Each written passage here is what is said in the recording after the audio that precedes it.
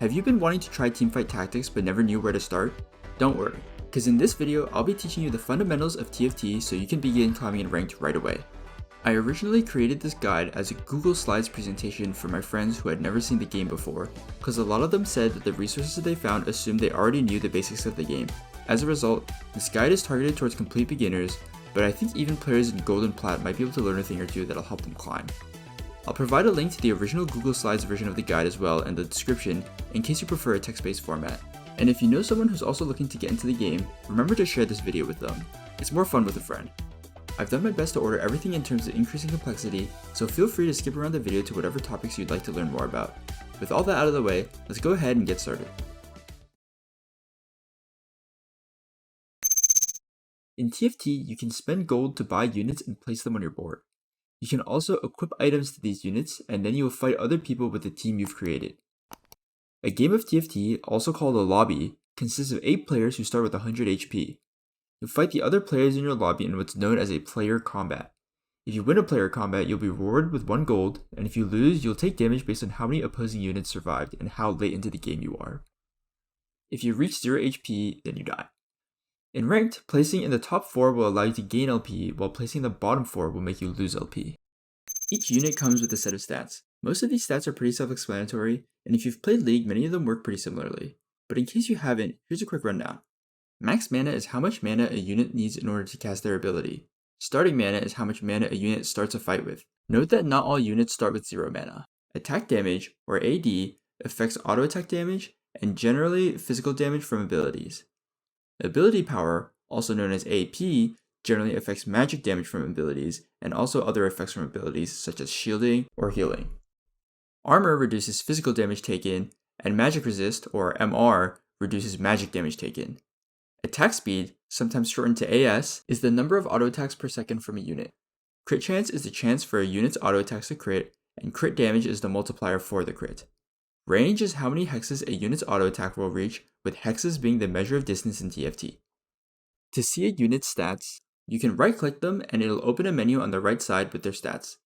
You can also mouse over their ability in this menu to see what it does and what it scales off of.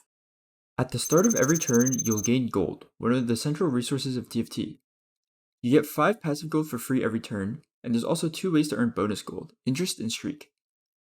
Interest gives you an extra gold for every 10 gold you currently have, but caps out at 50 gold for a maximum of 5 gold per turn from interest. Streak applies for both win streaks and loss streaks, and will grant you bonus gold for every turn you maintain the streak based on the length of the streak. At a 2 and 3 streak, you earn 1 gold, 2 gold at a 4 streak, and a streak of 5 or higher grants 3 gold per turn. Winning a player combat also instantly grants 1 gold, allowing for a maximum of up to 14 gold per turn. Gold can be spent on units, roles, and XP, and is possibly the most important aspect of TFT. We'll talk more about managing gold later. At the bottom of the screen, you'll see these, which are units for you to buy. You'll be given the unit's name, their traits, and their cost. Buying a unit takes space on your bench or board, and your bench only has 9 spots, so you can't hold on to everything. Units start at 1 star when you buy them, but 3 of the same 1-star unit will upgrade them to a single 2-star. Similarly, 3 of the same 2-star unit will upgrade them into a 3-star. Each star level results in a significant increase in the unit's power, gaining stats and enhancing their ability. A 2-star 1 cost, for example, is often stronger than a 1-star 2 cost or 3 cost, and sometimes maybe even a 4 cost. This does not, however, mean that your goal should be to 3-star everything. For units above 1 cost, a 2 or 3-star unit sells for less gold than the total cost to make them, so keep that in mind when playing your games. Next, let's talk about the shop, which is where these units actually appear. Each shop will give you 5 units to buy, and these 5 units are not necessarily unique. Slots also won't be refilled if a unit is bought and sold. Instead, you can spend 2 gold on a refresh, also called a roll, for a different set of 5 units. To actually buy the units, just click on them from the shop, or you can also drag them upwards. You'll be given a free roll at the start of every round, but you can click this padlock icon to prevent this free roll in case there's something you'd like to save. Try to use the padlock sparingly, as you're essentially just throwing away 2 gold. Selling a unit can be done by dragging them from your bench or board and into the shop. Now for the last thing you can spend your gold on, XP and levels. Every turn you'll gain 2 passive XP, but you can spend 4 gold for 4 XP. You can see your level and XP here, and you can mouse over the level button to see how much gold would be required to level up. You get to place one unit on your board for every level you have, and if you don't have a full board, the game will automatically place units onto your board from your bench starting from the left as soon as the next fight begins. Different levels will have different shop odds, or the chance for each cost level to appear in your shop. Being higher level means that you are more likely to see higher cost units, but lower cost units may begin to appear infrequently at higher levels.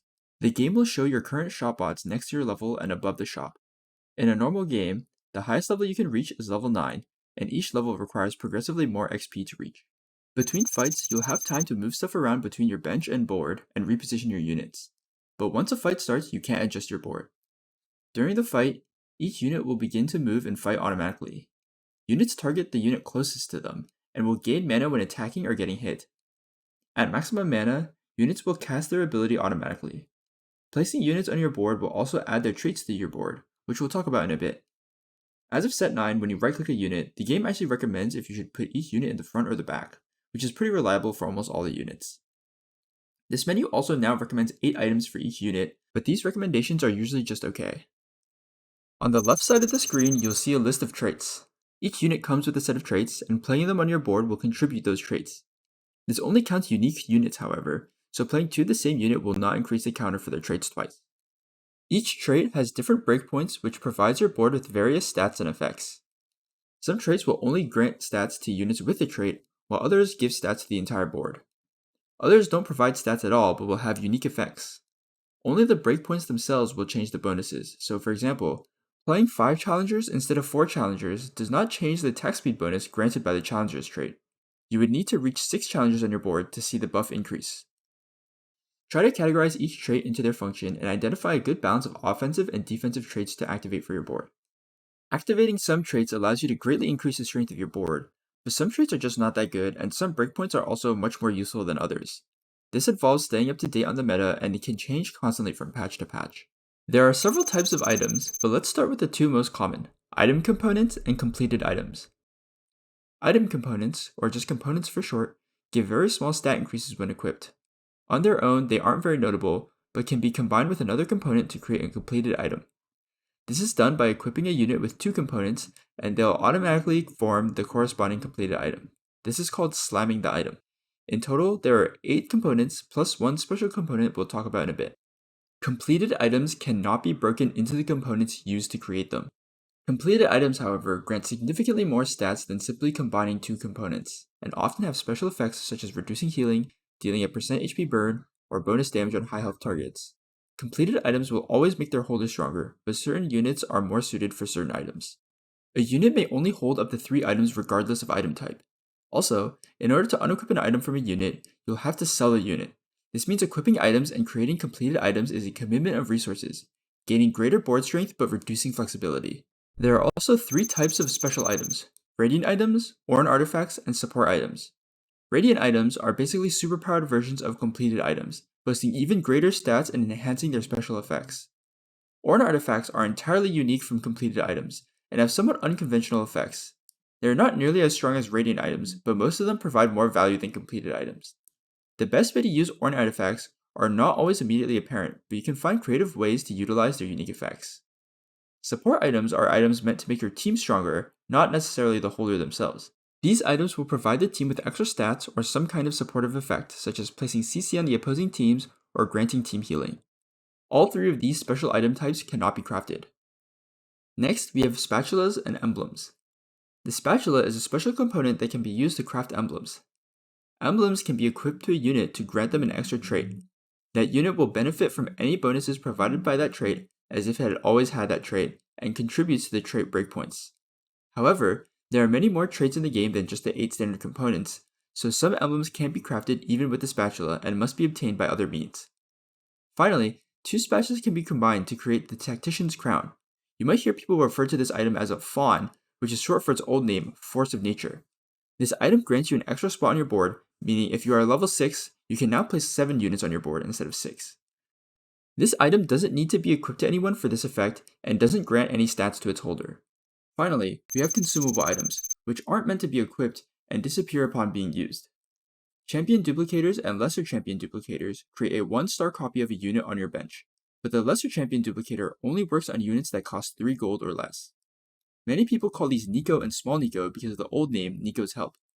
The magnetic remover allows you to unequip a unit's items without having to sell them, and the reforger will unequip a unit's items, but turns them into other items in the process. A reforger will not transform an item's type, however. For example, radiant items will stay radiant, the artifacts will become other artifacts, and components will stay components. However, craftable emblems cannot be turned into uncraftable emblems, and standard components can't be turned into a spatula, even if it's technically a component.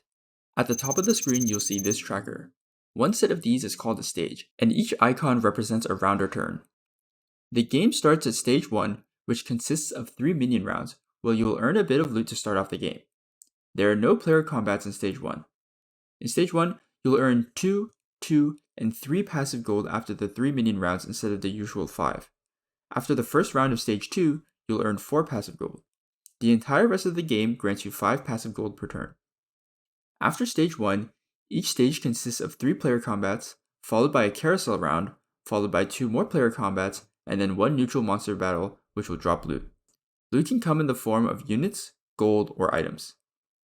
If you're not careful, it is possible to lose to neutral monsters and you'll take damage for it, and can potentially miss out on loot as well. Keep in mind that your last chance to get a component will be on round 4-7 when you fight the Raptors, so plan your items accordingly. You do gain both your interest and streak bonus on neutral rounds, but the result of the neutral fights themselves do not affect the streak counter, so winning on neutrals, for example, will not break your loss streak. The carousel round is an opportunity to pick an item and unit in each stage. There will be 9 units walking slowly in a circle, each holding an item, and you'll have to direct your tactician to walk into the one you want. You get to keep both the item and the unit, and the item is unequipped after returning to your board. The pick order is determined by the lowest HP and 2 players go at a time. The color of the circle below each unit corresponds to their cost and are the same colors as in the shop. In general, it's better to prioritize items over units on the carousel, since gold can't be spent to get the items you want. Additionally, be careful not to run into a different unit on the carousel and end up with an item that you can't use. You'll receive 3 options for an augment at each of 2-1, 3-2, and 4-2 indicated by this icon at the top of your screen.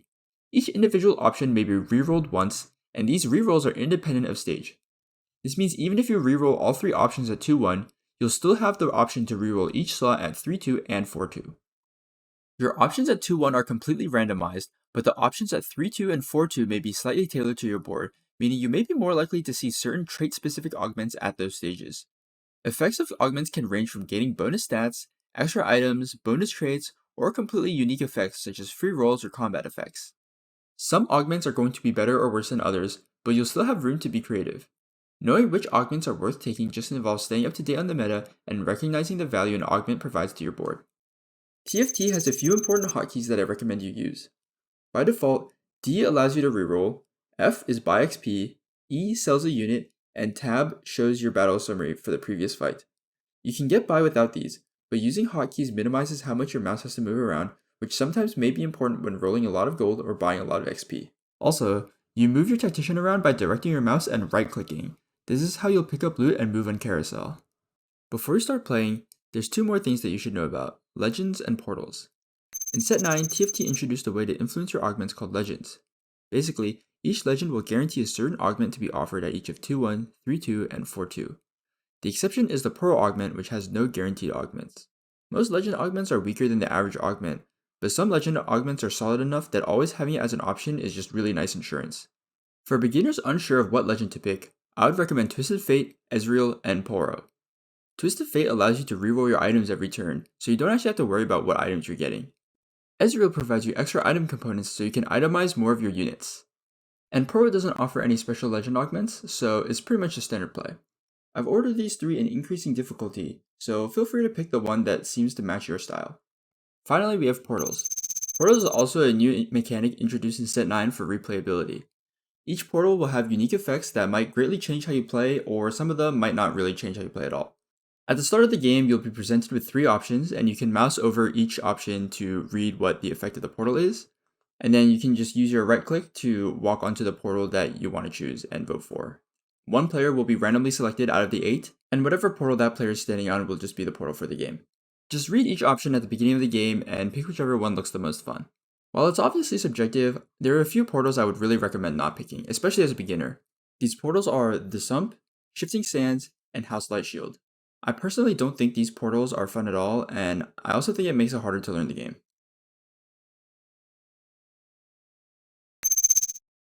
That was a ton of game info, so if you made it this far, make sure to go stretch your legs or grab a drink of water. But if you're ready to move on, I want to talk real quick about some key abstractions in TFT. The game provides you with a few primary resources: gold, items, and HP.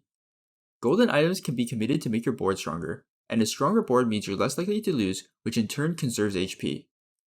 Not spending your gold generates extra gold due to interest, which means you have a slightly weaker board because you're not investing your gold, which causes you to lose HP. Essentially, you can choose to trade HP for gold or gold for HP. There's a similar idea with items, but with flexibility rather than passive gold. Board strength will roughly correspond with how much gold you've spent, and your HP can serve as a timer, but saving HP early will also give you more time in the late game. Next are just some general rules of thumb for a beginner player. Not all of these are immediately obvious, so knowing to prioritize certain things can really give you a huge leg up over other beginners unranked. The first 10 gold is the most important and difficult to build up. This is because the first 10 gold is built without any interest, so as you earn more gold, you'll be able to rely more on interest to earn even more gold. This also means that you should avoid rolling down to 0 unless you're either about to die, or are okay with staying low gold for a while, or you really need to hit just one thing, or you're trying to guarantee a 5-win streak. It's really difficult to recover your income once you go below 10, so you could be stuck there for a good bit. Staying above 50 gold will obviously generate the most interest per turn, but it's okay to sometimes go down to 40 or even 30 gold to hit a crucial upgrade. If you're using these upgrades to maintain a win streak, your streak bonus will likely make up for the interest you lose anyways. You'll need 32 gold in order to recover in 2 turns if you break your streak, but going to 30 is fine if you're confident that you'll be able to keep your streak. It's also usually better to fully itemize one unit with 3 items than to spread items around your team.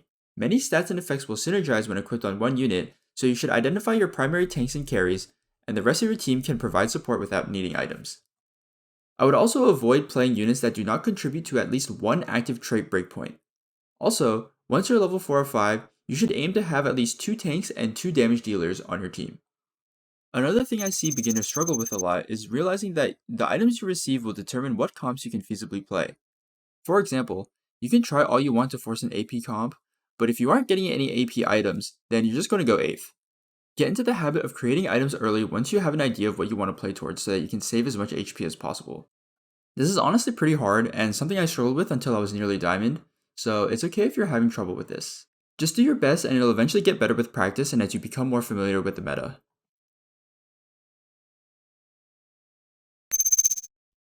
In my opinion, economy is probably the most important and complex aspect of TFT. Economy is the idea of managing your gold in a way that allows you to have a meaningful amount anytime you need it.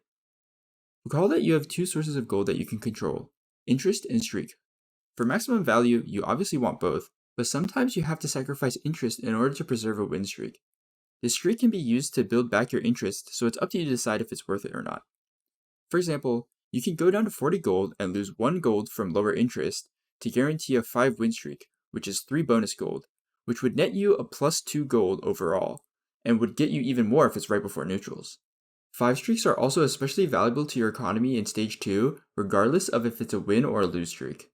Recall from the rules of thumb that the first 10 gold is the most difficult and most important to build up.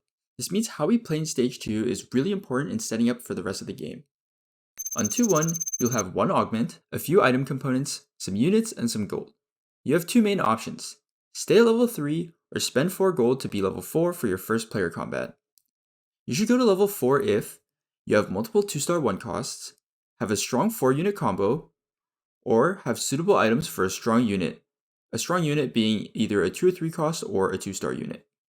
You should stay level 3 if you need to hit 1 cost still, or if your items and units seem rather weak.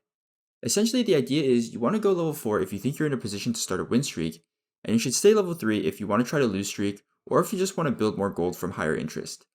You take more damage as the stages progress, so you lose the least HP by lose streaking in stage 2. When itemizing your units, categorize components and completed items into primary functions and subcategories. For example, an offensive item might be either AD or AP, and tank items might give armor or magic resist or health. Many completed items will fit multiple categories, and components usually tend to lean towards one category. However, Most components can still be made to fit another role if paired with a specific component. I created a basic items guide in the Google Slides version of this guide, which you can refer to if you're not sure about how to categorize an item. I'll also show the categorizations here.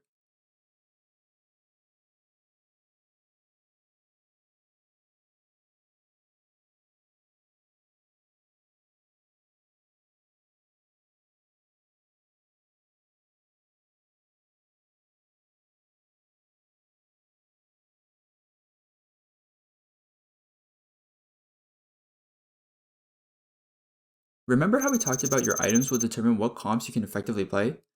The problem with this is that you can't wait until you have all of your items to decide. If you do, you'll be playing a really weak board for most of the game, and you'll be losing a lot of health. This means you'll be partially or mostly committed to a comp by the time you get some of your items. However, everyone gets roughly the same number of items every game though, so you need to manage your items in a way that gets you the most value out of each component. This concept is what we call item economy. If you're not getting the most value out of each component, then you effectively just have fewer items, which means you have less stats and lower power than other players. The way to do this is to identify potentially problematic components for the comp that you're playing and find uses for them as soon as possible. We call this nullifying the component. For example, let's say I've already committed to an AP comp but receive a BF sword, which is usually an AD component. However, if I combine it with a recurve bow, it becomes a giant slayer, which is a strong item for both AD and AP units. Power spikes refer to large increases in board strength, and timing power spikes properly is extremely important. Board strength loosely corresponds to gold spent, so you should be playing when you spend your gold based on when you want to spike in strength.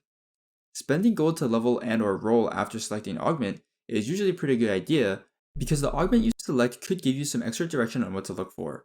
Some augments might also give you some extra gold to spend or at free rolls.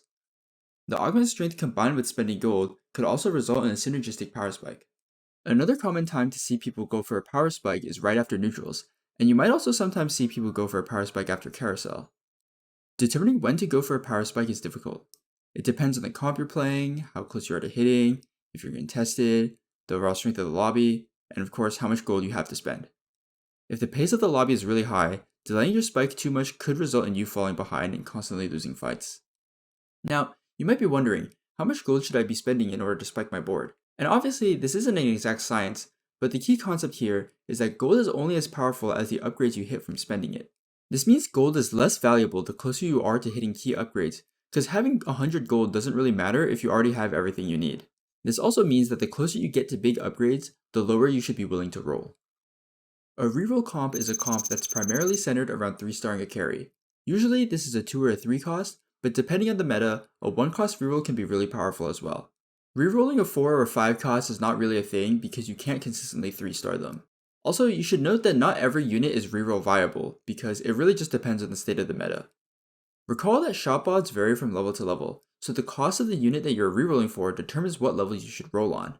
For a 1 cost, you want to reroll on levels 4 and 5, for 2 costs, level 6, and for 3 costs, level 7 and sometimes level 8. The pros of a reroll comp is that it's simple to execute. You're mostly just trying to 3-star your carries and you don't have a whole lot of other things to think about. The main downside of a reroll comp is that they tend to be RNG reliant and are susceptible to low rolls. Because your comp revolves around 1 or 2 hyper carries, they often require best in slot items in order to be effective. You also might lose a lot of HP if you're contested. Usually when playing reroll comps, you'll end up falling behind on levels in the mid game, but if you hit, you can build back your economy and start to regain tempo. Another important concept is the champion pool, and is what makes playing a reroll comp contested so difficult. There's actually a limited amount of each unit in each lobby, and this amount varies based on the cost of the unit. For 1 cost, there are 29 copies, for 2 costs, there are 22 copies, 3 costs have 18 copies, 4 costs have 12 copies, and 5 costs have 10 copies. Remember that you need 9 of a unit in order to get a 3-star. Other people buying a unit you want makes it less likely to appear in the shop, and buying other units of the same cost makes your target unit slightly more likely to appear. 2 or more players trying to play the same units and comps is called contesting. Sometimes you'll see one player switch or pivot to a different comp, but sometimes both are stubborn or neither of them notice that they're contested. Also, once a player dies, their units on their bench and their board are returned to the pool. Scouting is a bit of an advanced topic which involves looking at the boards of other players in your lobby. By default, you can use Q and R to cycle through other players in your lobby, but I personally bound 1 through 8 to jump to the respective spots on the leaderboard. When scouting, you generally want to check for strong boards you want to win against, weak boards you want to lose against for streak, or units you want to buy and to see if you're contested. The most important boards to check are the people that you might fight for your next player combat, which are indicated by the sword icon on the right sidebar. Scouting also helps determine if you're contested and whether you should pivot. If you're significantly stronger than the players contesting you and have a lot more HP, you probably don't need to pivot. They'll die first and you won't have to be contested anymore. Also, if you're closer to hitting, there's not really a point in pivoting.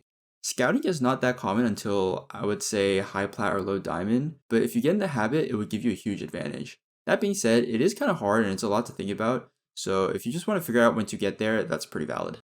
The last topic I want to cover in this guide is called item distribution. This is honestly a little bit complicated, and we're not going to get too much into the weeds of it, but the basic idea is that the game's not going to give you a trillion of the same component. You can actually only get a max of 4 of the same component from neutrals. Getting a component early on makes it slightly less likely later, and you won't get more than 1 of the same component from stage 1. All of this pertains specifically to item components gained as loot from neutrals, so components that you get from item anvils, carousel, and augments aren't factored into this. I wanted to leave you guys off with some additional resources in case you wanted to look further. First is tactics.tools. Tactics.tools is a stats website for TFT, and it contains stats on items, units, comps, with average placements, win rates, all that stuff. You can look at the average placement for every augment, for example, and there's also an explorer which is pretty fun to play around with. There's also Robinson's TFT handbook at tfthandbook.com.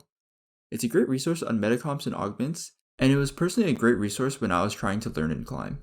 Watching challenger streamers to see what they do can also be a pretty good resource, and Frodan and Kai make great guides and analysis videos if that's the style that you prefer. Finally, I'd like to give a shout out to my friend RickATC, who helped me proofread the original Google Slides guide and has helped me improve a lot at TFT. I'd also like to thank Daguerro, Etho, and Bomber Warp for discussing the game with me and listening to me yap. And of course, if you made it this far in the video, or even if you didn't, thank you so much for clicking on this video. This guide started out as a joke, which turned into a fun project, and now I haven't left my room in 4 days. I also occasionally stream on Twitch at twitch.tv/fizzle, so feel free to drop by and say hi. I hope the guide was helpful, and I hope you enjoyed the video.